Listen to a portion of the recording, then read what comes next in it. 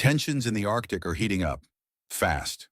World powers are racing for resources, shipping routes, and one of the most strategic regions on Earth. So to understand what a real conflict here could look like, I'm joining U.S. Special Forces as they train for Arctic warfare. And yeah, this cold is brutal. One teammate already got frostbite, fingers, just from exposure. I won't lie, this training is intense.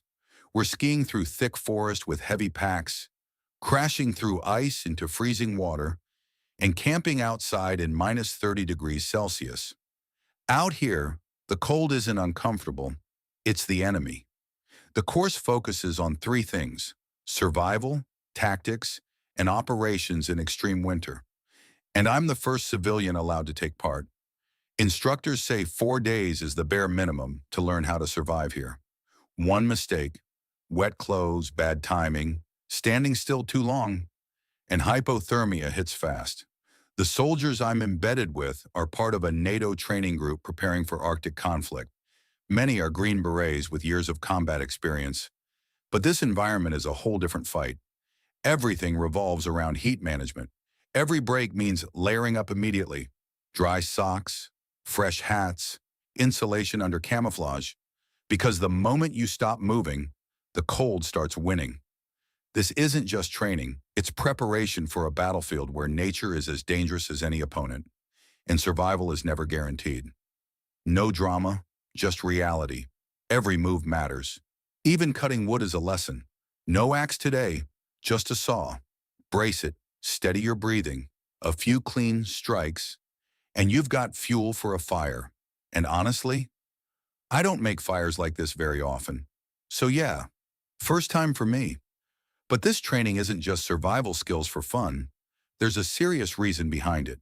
Interest in Arctic warfare training has surged in recent years, especially after Russian invasion of Ukraine. Russia has spent decades building its Arctic presence, while NATO is racing to catch up. Some analysts worry that if fighting slows elsewhere, tensions could shift north, where countries like Finland and Sweden would sit right at the center, and that's why exercises like this matter. Today's challenge? Cold water immersion. We cross a frozen lake toward a hole cut into the ice. The instructions are blunt.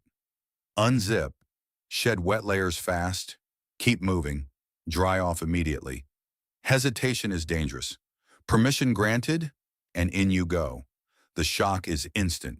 Your body fights to breathe. Muscles tighten. The survival window is short, but with the right technique, you can climb out using ski poles and controlled movement. This isn't about toughness. It's about knowing exactly how your body reacts before it happens for real. Because in Arctic operations, falling through the ice isn't a rare accident. It's a scenario you train for, again and again, until survival becomes automatic. If you want, I can rewrite the next section to be, they made it look routine until you see it up close. When the instructors hit the water, even they go into cold shock. Breathing locks up. Words barely come out. That's how brutal it is. Out of the hole, stay low, keep moving. Not that bad, right? 5 minutes later, nobody can feel their feet. Warm fluids, walk it off, drink again.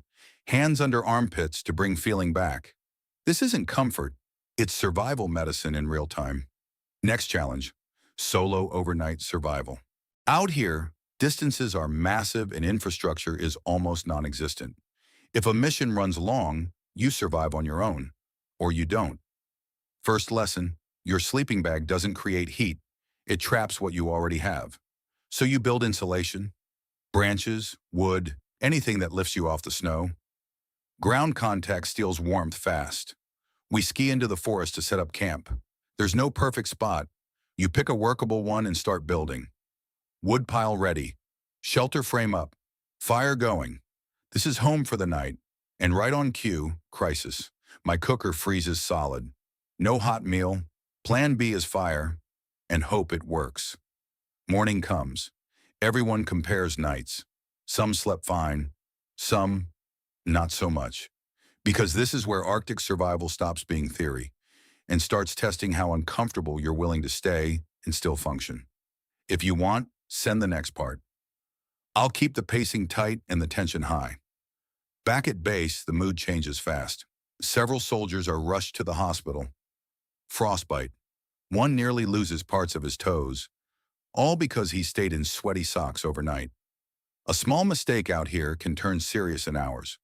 Instructors admit this year's course has seen a spike in cold weather injuries. More than 10% of students are being sent home. That's unusual, but the mission doesn't stop. The logic is simple. You can't prepare soldiers for Arctic combat by staying warm indoors. Risk is part of the environment. The goal is to manage it. Constant checks, monitoring, fast response, while still pushing training forward. And watching this unfold, one question keeps coming up. How do you even fight a war here? Interest in Arctic readiness has surged in recent years, especially after the Russian invasion of Ukraine. Northern Europe is watching closely, worried about how tensions with Russia could spill into the high north.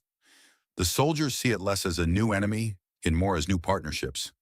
Joint training, shared burden, preparing together for a climate that doesn't forgive mistakes. Some even joke that maybe every country should just agree not to fight up here. Reality says otherwise. After 2 decades focused on counterterrorism missions, forces are adapting to new theaters. And Arctic warfare is high on that list. And after living through this training, one thing is clear. The steepest learning curve isn't tactics. It's learning how to function when the environment itself is trying to shut you down. Send the next part when you're ready. I'll keep the pacing tight and immersive. The soldiers out here are experts with their weapons, but the Arctic changes everything. Metal freezes fast. Touch the wrong part of your rifle with bare skin. That's instant frostbite. So gloves stay on, thin layers for control.